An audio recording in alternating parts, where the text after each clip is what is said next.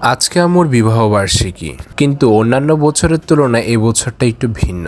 কিন্তু যার বিবাহবার্ষিকী সেই আজকে নেই। আমার বাবা কাজ থেকে না পারুক দূর থেকে হলেও দিনটিকে স্মরণ করিয়ে রাখার জন্য যথেষ্ট পরিমাণে চেষ্টা করত। তার থেকে দেখা দেখি আমরাই সবসময় চেষ্টা করতাম যে আম্মুর এই দিনটিকে আরো সুন্দর এবং আরো স্মরণীয় করে তোলার।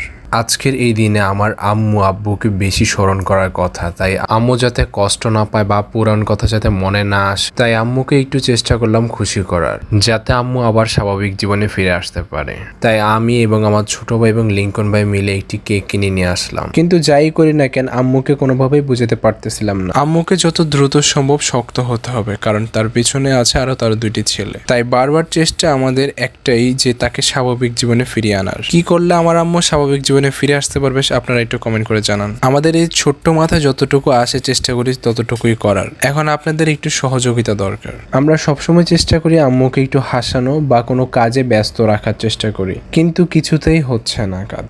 জানি না তিনি কবে স্বাভাবিক জীবনে ফিরে আসবেন। আমার মা এতটা স্ট্রং একজন মানুষ, কিন্তু এতটা নরম হয়ে যাবে আমি কখনো ভাবতে পারিনি। তো আম্মুর অ্যানিভার্সারি উপলক্ষে আমরা smoky chicken tandoori dum biryani order করেছিলাম মনিস কিচেন ফেসবুক পেজ থেকে। এখানে আছে 4 জনের খাবার। এখানে ছিল 4টি শামি কাবাব, 4টি ডিম, 4 পিস চিকেন, 4 পিস আলু, শাহি জর্দা ছিল এবং বাদামের শরবত। তো আমি আম্মুকে খাইয়ে দিচ্ছিলাম, কারণ আম্মু অনেকদিন হয়েছে নিজের হাতে খায় না। আম্মুকে খাইয়ে দিতে হয়, কারণ আম্মু খেতে চায় না। খাবারগুলো আম্মুর কাছে খুব মজা লেগেছে এবং আমাদের কাছেও খুব মজা লেগেছিল।